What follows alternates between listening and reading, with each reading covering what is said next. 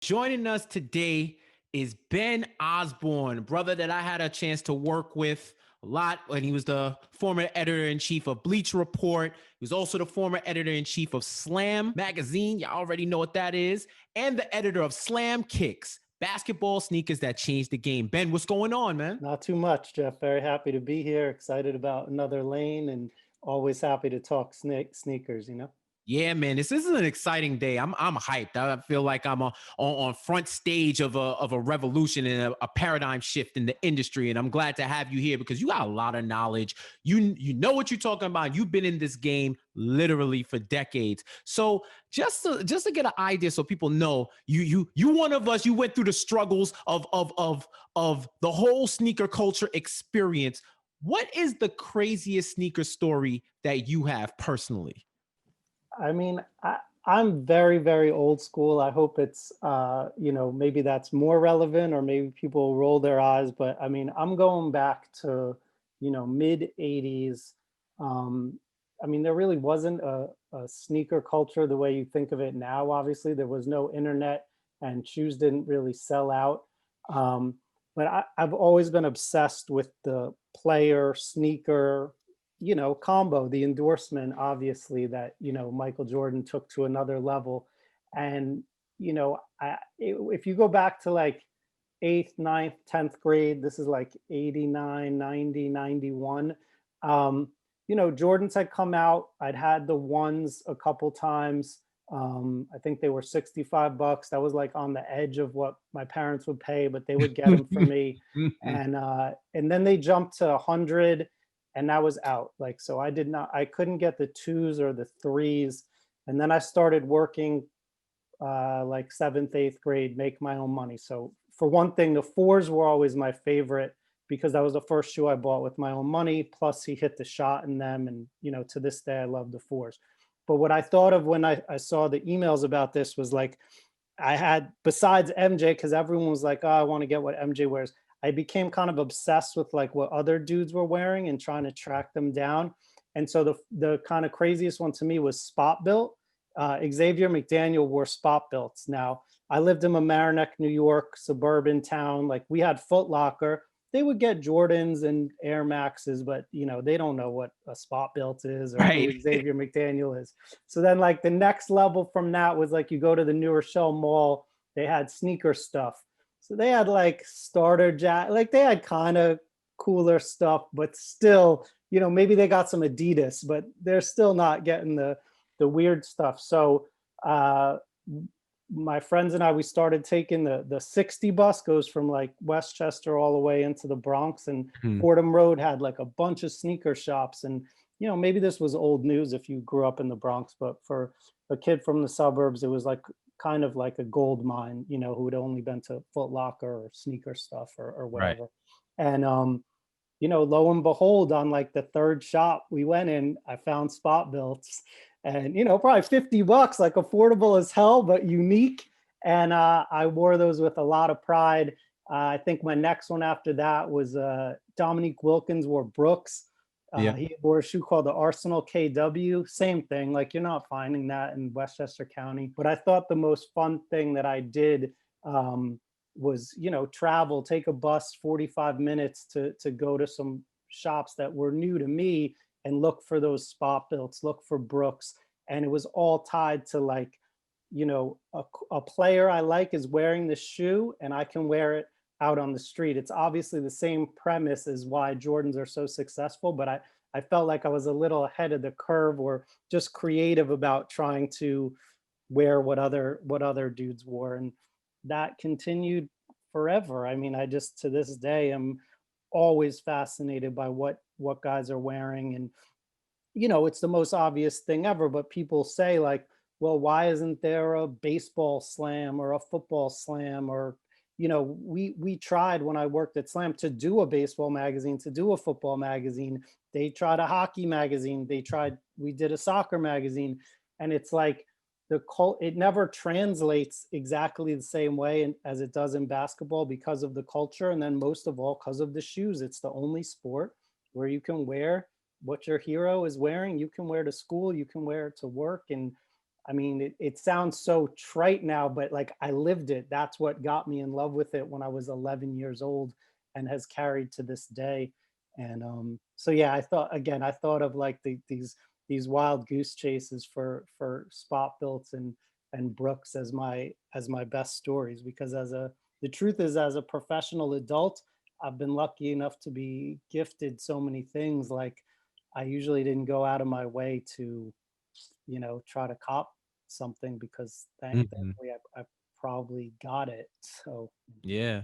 Yeah, and you know, something that's kind of lost in this era is that idea of players having their own sneakers and something that's not one of the major brands. Like, you know, I remember Patrick Ewing had people wearing his sneakers all absolutely. throughout the city and outside of the city too. And you know, they started emulating the sneakers on the market later on, but just having those unique colorways and the unique design. And I remember ballers used to wear British Knights and remember They're LA Coleman, Lights. Yeah, right. of And course. LA gear, LA Lights. Like it was everybody. It found their pocket, and just because you like those players, it elevated the cool on Yeah, it. James Worthy wore New Balance. I mean, there was the diversity of brands and players that were rocking them was like it was very entertaining, and obviously the other difference was having to go get it in person. I mean, now, not that people don't hustle online to get shoes, but there's no element of the physical chase, Mhm. Exactly. so. So we're here. We're talking about another lane, this new platform dropping now. And what was your first impression when you signed up, when you got a chance, you got the exclusive first look at the site? What was your first impression when you went through it? I just think it's allowing for some of the stuff we're talking about of, telling the story behind the shoe, enhancing how it's kind of presented, and taking a little ownership back to the actual seller. I mean, it's become a pretty soulless exercise. And, I think if you just know exactly the shoe that you want, and it's like not that hard to find, and it's just a matter of, you know look, I'm going to pay 250, like fine. But like I said, it's very transactional. And in my day, or I want these shoes to mean something to you. And when you add the fact that I know Chad for a long time, and I know that his knowledge and collection is just the best there is, and he did it with soul, he did it with feeling and respect. um, the chance for buyers and sellers to be treated that way, and for sellers to, just put a little more thought into how things are listed, and taking that control back from places that have just become clearinghouses with no story behind them, is very exciting. This will be for the thoughtful collector, like I think there is another lane, and it's one for people that want more than just two clicks and get a shoe that, thousands of other people are doing the exact same thing at the exact same time. For something that is built on, quote unquote limited availability and creative expression, it seems like it's gotten pretty repetitive. So again, like, what I mean, Chad, obviously there's only one of him, and everyone's not going to replicate that, but this is a dude that has so many different things. I want to see different shit, and I want to learn about how the person got it and what the story is about it. um Again, there's just this weird irony where it's like, I feel like in the last couple years, again, it's like it's sneaker culture is sold as creative expression, individuality, and uniqueness, and yet, you know I feel like a lot of people are just copying the same stuff just at a premium price. But I'm eager to see. I hope that this creates a way for, again, a more diverse array of shoes to be sold, and to be packaged in a more informative way. Right. So you mentioned Chad and Adina, the co-founders of Another Lane. You have intimate knowledge. You work with them. You've known them for a while and known them in the game. Why should someone who has no knowledge of them put their faith behind them and this brand? Um, I mean, I hope it's only a couple, Instagram clicks to see who you're dealing with. So if you want to do your own research, by all means. If you want to take it from you or me, I mean, again, we're talking about, professionals. These are content professionals. These are people that know social media, that know sneakers.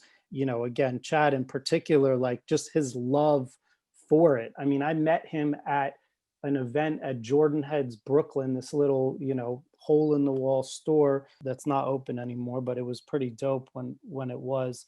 And I was speaking, probably I worked at Slam. It probably was about the book or maybe a Jordan's issue, but anyway, that this big dude comes up to me and he introduces himself as Sneaker Galactus, and the depth of knowledge and the respect for what I'd done, not as a collector per se, but just in writing about sneakers for so long. I mean, it was amazing, and he just cared. It was in his soul. So we don't have to name names of where you can buy shoes these days. Again, if you want a relatively painless, expensive experience, there's plenty of places out there, but those are corporate entities now. There's no soul behind that. That's big business. Chad is not that. Chad is loves the shoes and wants to make the experience better for the buyer or seller. I mean,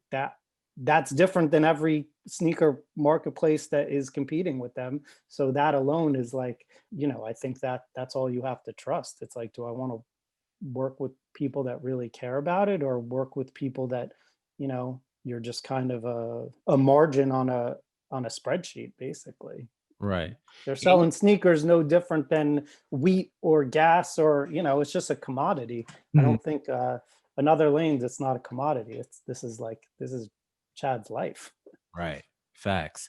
So what do you spoke a lot about the buying process and the double entendre of soulless shopping in the sneaker experience. What do you think is one thing that sneaker culture is missing that another lane can provide for it? Well, again, I think that, adding some depth to the experience, whether it's, more history of the shoe, hopefully maybe a less obsession with just the same, four new Nikes and like I would like to see a little more, broad selection basically, and more information about the shoes. I don't know. I guess it depends on how busy they get, but if there is a way that a user gets to engage with a Chat or a Dina at some point on email or on conversations, I just think there's a lot of room for. I don't want buying a sneaker to feel like buying printer ink. And again, the larger places are just going to trend more and more that way. So I think a personal touch, a smaller feel, led by people that live it, know it, um, is inevitably going to be better. I mean, I don't. It's just like I said. If they can make it feel a little more fun than buying printer ink, which I know they can, that alone is a step up for me. Like it's supposed to be fun, and I think that has gotten lost in the shuffle a little bit. It just has become so big business, and I think they'll do a good job of personalizing it a little. I hear that. So let's go. Let's get into our crystal ball and look into the future. 5 years from now, where would you want to see another lane take their platform? I mean, shoot, I hope that they become a go-to, and obviously they're going to have to scale up also, but remain kind of a personal touch and build a community that's perhaps self-sufficient and treats every purchase with some heart. I think that I hope it gets bigger, both, again, not only like that they'll need to hire staff and get a bigger warehouse or what have you, but also that we create a community where it becomes self-sufficient, and it's like maybe you not foregoing uh eBay or StockX like for the rest of your life, but just that, it's like, if there's something I have to get in a hurry, maybe I'm still going to those old places. But if I'm going to try to enjoy my experience, if I'm going to sell with some thought behind it, if I'm going to buy with some thought behind it, I'm going to go to another lane.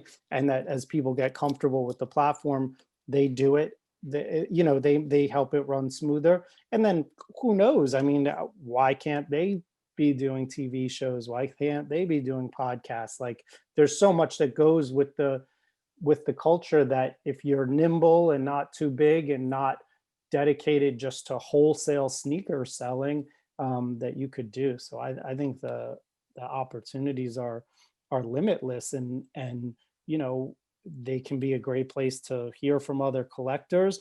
And if you're like me, and this all harkens back to an obsession with what athletes wore, well, I know Chad DMs with dudes all the time. I mean, I could totally see it as a platform where we get to meet athletes and talk to them about their PEs, about their collections.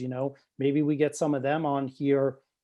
Imagine if this would became the go-to for NBA players to sell their shoes. I mean, that seems feasible to me. I hear that. Well, let the people know, Ben. This was great. You dropped a lot of knowledge on us and gave us a perspective, your own unique perspective and informed perspective on what another lane can bring to the culture. So let us know what you got going on, where people can find you to get more of that knowledge. At the moment, Twitter and Instagram, B Osborne 17. Hopefully something more permanent than that soon. As you know, just wrapped up at Bleacher Report last month. Had a nice 4.5 year run there, but nothing lasts forever. So hopefully, writing, editing, podcasting about sports first, sneakers a close second, at a place hopefully you've all heard of. But in the meantime, Twitter and Instagram for the time being. All right, that's what it is. Ben Osborne giving you the real on another lane, and we're going to get back to the show.